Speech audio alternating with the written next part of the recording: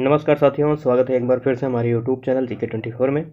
दोस्तों, आज की इस वीडियो में हम CTET previous year question series में 27 दिसंबर 2021 को हुए पेपर फर्स्ट के EVS पेडागोजी को पढ़ेंगे। आप वीडियो को अंत तक देखें और आंसर देने का प्रयास करें। आइए शुरू करते हैं आज के पहले क्वेश्चन से। आज का हमारा पहला क्वेश्चन है, EVS की प्रकृति कैसी है? ऑप्शन दिया गया है एकीकृत, अनुशासनात्मक, अंतर संबंधित, स्थिर। तो इसका सही आंसर होगा ऑप्शन नंबर 1, एकीकृत, इंटीग्रेटेड। प्राथमिक स्तर पर EVS में विज्ञान, जिसमें भौतिक विज्ञान, रसायन विज्ञान, जीव विज्ञान है, सामाजिक विज्ञान, इसमें इतिहास, भूगोल, राजनीतिक विज्ञान और नैतिक शिक्षा तथा पर्यावरण शिक्षा को एकीकृत करके एक विषय के रूप में शामिल किया गया है। यह कक्षा 3 से लेकर 5 तक पढ़ाया जाता है। तो इस प्रकार EVS की प्रकृति है एकीकृत यानी इंटीग्रेटेड। अगला प्रश्न है, EVS का पाठ्यक्रम थीम पर आधारित होता है क्योंकि ऑप्शन दिया गया है। पहला ऑप्शन है, थीम छात्रों में पर्यावरण के बारे में एक संयुक्त एवं अंतर संबंधित समझ को विकसित करती है। दूसरा ऑप्शन है, छात्र EVS को आसानी से सीख सकते हैं। तीसरा ऑप्शन है, छात्र EVS को शिक्षण अधिगम की प्रक्रिया में शामिल होकर सीख सकते हैं। चौथा ऑप्शन है, शिक्षक छात्रों के अधिगम को सरलता से आगे बढ़ा सकते हैं। तो इसका सही आंसर होगा ऑप्शन नंबर 1, थीम छात्रों में पर्यावरण के बारे में एक संयुक्त एवं अंतर संबंधित समझ को विकसित करती है, इसीलिए EVS का पाठ्यक्रम थीम आधारित होता है। EVS में 6 थीम को शामिल किया गया है। आइए देखते हैं ये थीम कौन कौन से हैं। पहला थीम है परिवार एवं मित्र। इसमें 4 उप थीम शामिल किया गया है, रिश्ते, कार्य और खेल, पशु और पौधे। दूसरा थीम है भोजन, तीसरा है आश्रय, चौथा है जल, पांचवा है यात्रा और छठवां है हम चीज़ें कैसे बनाते हैं और करते हैं। हमारा अगला क्वेश्चन है, कक्षा 3 से 5 तक EVS एक विषय के रूप में विज्ञान, सामाजिक विज्ञान एवं पर्यावरण शिक्षा को निम्न में से किसके अनुशंसा पर एकीकृत करता है? ऑप्शन दिया गया है NCF 1988, NCF 2005, NCF 2007, NPE 1986। तो इसका सही आंसर होगा ऑप्शन नंबर 2, NCF 2005। NCF 2005 की अनुशंसा पर प्राथमिक स्तर पर EVS में कक्षा 3 से लेकर 5 तक विज्ञान, सामाजिक विज्ञान तथा पर्यावरण शिक्षा को एकीकृत करके एक विषय के रूप में शामिल किया गया है। पढ़ते हैं अगले क्वेश्चन पर।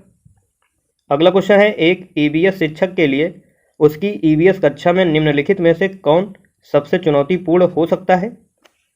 ऑप्शन दिया गया है, स्कूल की भौगोलिक स्थिति, मेट्रो शहरों से बड़े स्कूल, छात्रों के विविध समूह को संबोधित करना, छात्रों का लिंग। इसका सही आंसर होगा ऑप्शन नंबर 3, छात्रों के विविध समूह को संबोधित करना। यह एक EVS शिक्षक के लिए सबसे चुनौतीपूर्ण काम है। कक्षा में छात्रों के विभिन्न तरह के समूह होते हैं जिन्हें विभिन्न धर्मों और संस्कृतियों के आधार पर उदाहरण देकर या संकल्पनाओं के आधार पर शिक्षण कार्य कराया जा सकता है। प्रत्येक छात्र को किसी भी भाषा या विषय पर अपने अपने विचार साझा करने का अवसर देना चाहिए। अगला प्रश्न है, निम्नलिखित में से किस प्रकार का सीखना EVS कक्षाओं के लिए उपयुक्त है? कथन दिया गया है, कथन A, स्वयं करके सीखना। यह सही है। छात्र जो कुछ सुनते हैं वह भूल सकते हैं, परंतु जब उसे करके सीखते हैं तो लंबे समय तक याद रहता है। कथन B है, विवरणों द्वारा सीखना। यह गलत होगा। किसी चीज़ का विवरण देना शिक्षण की अच्छी प्रक्रिया नहीं मानी जाती है। कथन C है, परिभाषाओं द्वारा सीखना। यह भी गलत है। केवल परिभाषाएं देकर बताना शिक्षण की उपयुक्त विधि नहीं है। कथन D है, रटकर सीखने को हतोत्साहित करना। यह सही कथन है। रटकर सीखना भी EVS कक्षाओं के लिए उपयुक्त नहीं है, अतः इसे हतोत्साहित कर समझाने पर ज़्यादा जोर देना चाहिए। तो इस प्रकार कथन A और D सही हो जाएगा। इसका सही आंसर होगा ऑप्शन नंबर 2, केवल A तथा D। हमारा अगला प्रश्न है, EVS के पाठ्यक्रम हम चीज़ें कैसे बनाते हैं और करते हैं क्या है? ऑप्शन दिया गया है, थीम, उप थीम, पाठ्यक्रम, विषय वस्तु। इसका सही आंसर हो जाएगा ऑप्शन नंबर 1, थीम। EVS में हम चीज़ें कैसे बनाते हैं और करते हैं यह एक थीम है।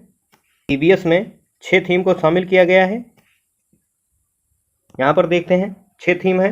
कौन कौन से एक बार फिर से रिवाज कर लेते हैं। परिवार और मित्र, भोजन, आश्रय, जल, यात्रा, हम चीज़ें कैसे बनाते हैं और करते हैं, ये थीम है। और परिवार और मित्र के अंतर्गत 4 उप थीमें शामिल की गई हैं। रिश्ते, काम और खेल, पशु और पौधे।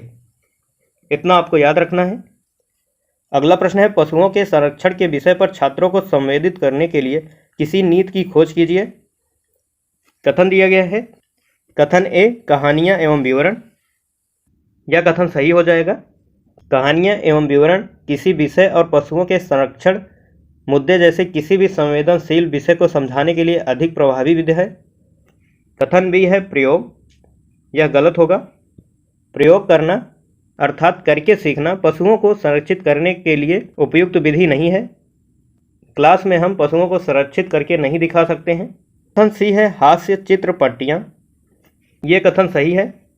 पशुओं के संरक्षण के मुद्दे पर कॉमिक स्ट्रिप्स व कविताओं का प्रयोग करना उचित होगा। और कथन डी है, कविताएं, जो कि सही है। तो इस प्रकार कथन ए, सी और डी सही हैं। इसका सही आंसर हो जाएगा ऑप्शन नंबर 2, ए, सी तथा डी। अगला प्रश्न है, कक्षाओं में ईवीएस के क्रियाकलापों का संचालन करने का उद्देश्य है। कथन दिया गया है। कथन ए, छात्रों को अन्वेषण एवं अवलोकन के अवसर प्रदान करना। यह कथन सही है। कथन बी है, छात्रों में क्रियात्मक कौशलों का विकास। यह भी कथन सही है। कथन सी, छात्रों में सौंदर्य बोधि संवेदन विकसित करना। यह भी कथन सही है। कथन डी है, छात्रों को संबंधित विषय वस्तु स्मरण करने में मदद करना। यह कथन गलत हो जाएगा। किसी चीज़ को स्मरण करना या रटना ईवीएस कक्षा के संचालन का उद्देश्य नहीं है। तो इस प्रकार कथन ए, बी तथा सी सही हैं। इसका सही आंसर हो जाएगा ऑप्शन नंबर 3, ए, बी तथा सी। अगला प्रश्न है, छात्रों द्वारा पूछे गए प्रश्न उनकी ईवीएस शिक्षा प्राप्ति का महत्वपूर्ण सूचक है, क्योंकि कथन दिया गया है। कथन ए, प्रश्न छात्रों के ज्ञान के आकलन में मदद करते हैं। यह सही है। कथन बी है, प्रश्न छात्रों को स्वयं की अभिव्यक्ति करने का अवसर प्रदान करते हैं। यह बिल्कुल सही है। कथन सी, प्रश्न छात्रों की सीखने के प्रति जिज्ञासा का सूचक है। यह भी सही है। कथन डी है, प्रश्न छात्रों की क्रियात्मक कौशलों का मूल्यांकन करते हैं।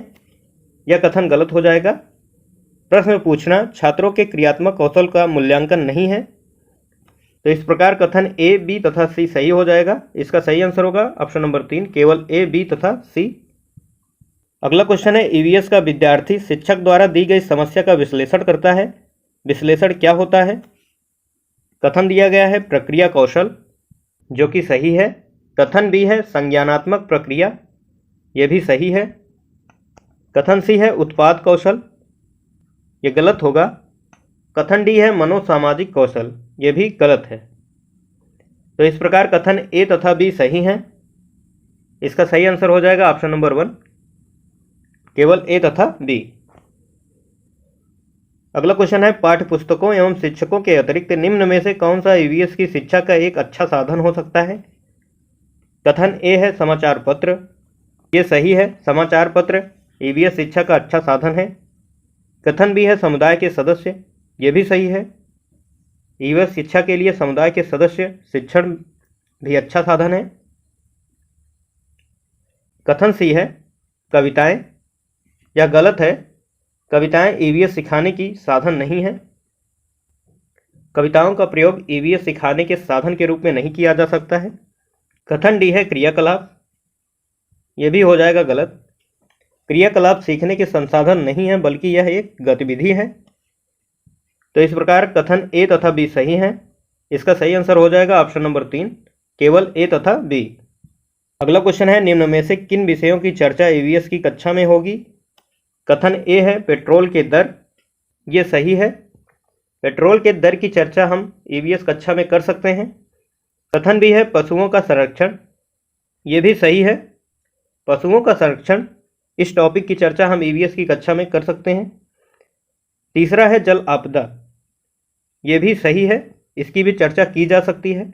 कथन डी है, बीजों के अंकुरण में कार्बन डाइऑक्साइड का सांद्रण, ये गलत होगा।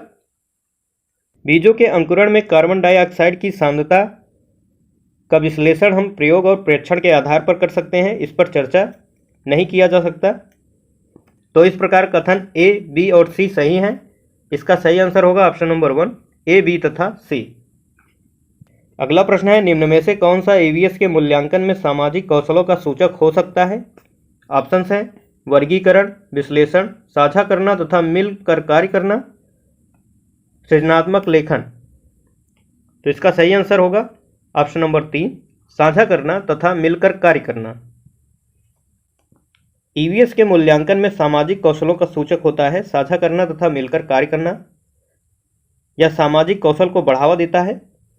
इसके अलावा वर्गीकरण, विश्लेषण व सृजनात्मक लेखन सामाजिक कौशलों का सूचक नहीं है।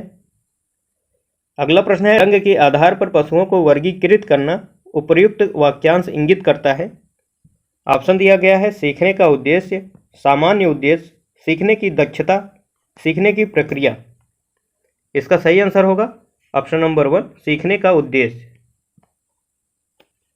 रंग के आधार पर पशुओं का वर्गीकरण सीखने का उद्देश्य बताता है। बढ़ते हैं अगले क्वेश्चन की ओर। अगला क्वेश्चन है, एक ईवीएस शिक्षिका द्वारा अपने छात्रों का मूल्यांकन, अवलोकन, प्रश्न पूछना, चित्र बनाने में उनकी भागीदारी तथा विचार विमर्श में हिस्सा लेने और इकाई परीक्षण द्वारा किया जाता है। यह दर्शाता है कि ऑप्शन दिया गया है शिक्षिका अवलोकन के उपकरण का प्रयोग करती है। दूसरा ऑप्शन है शिक्षिका संकलित मूल्यांकन का प्रयोग करती है। तीसरा ऑप्शन है शिक्षिका विद्यालय निर्धारित मूल्यांकन प्रक्रिया का प्रयोग करती है। चौथा ऑप्शन है शिक्षिका सहपाठी मूल्यांकन तकनीकी का प्रयोग कर रही है। तो इसका सही आंसर होगा ऑप्शन नंबर 3, शिक्षिका विद्यालय निर्धारित मूल्यांकन प्रक्रिया का प्रयोग करती है। विद्यालय आधारित मूल्यांकन के लिए जानकारी एकत्र करने के लिए कई संसाधन का प्रयोग किया जाता है, जिसमें अवलोकन, प्रश्न पूछना, चित्र बनाना आदि शामिल है। तो इसका सही आंसर होगा ऑप्शन नंबर 3। तो दोस्तों आज का वीडियो यहीं पर समाप्त होता है। आई होप वीडियो आपके लिए काफ़ी लाभप्रद है। वीडियो को लाइक और शेयर करें तथा चैनल पर नए हैं तो चैनल को सब्सक्राइब करें। मिलते हैं नेक्स्ट वीडियो में 28 दिसंबर 2021 के सीटेट के प्रीवियस ईयर क्वेश्चन को लेकर। तब तक के लिए स्वस्थ रहें, मस्त रहें, पढ़ते रहें। धन्यवाद। जय हिंद, जय भारत।